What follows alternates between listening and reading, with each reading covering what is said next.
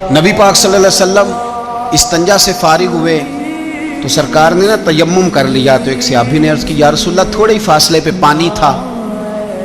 تو کریم رسول صلی اللہ علیہ وسلم فرمانے لگے کہ پانی تھوڑا دور تھا، میرے دل میں خیال آیا تیمم کر لوں، کہیں ایسا نہ ہو کہ پانی تک پہنچنے سے پہلے وقت پورا ہو جائے اور دنیا سے جانا پڑے۔ نبی پاک صلی اللہ علیہ وسلم نے ہمیں یہ توجہ دلائی ہے۔ حضرت عبداللہ ابن عمر فرمایا کرتے جب صبح کر لو تو شام کا انتظار نہ کرنا، اور جب شام کر لو تو پھر صبح کا انتظار نہ کرنا، اور فرمایا کرتے تھے بیماری سے پہلے پہلے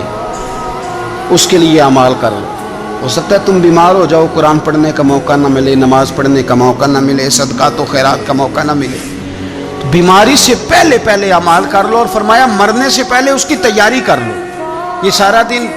آپ چکر میں نہ الجھے رہا کریں، بہو کی اور ساس کی لڑائی میں اور فیملی کے جھگڑوں میں، ان سے نکل آئیں۔ یہ تو ساری دنیا کے چلتے ہیں،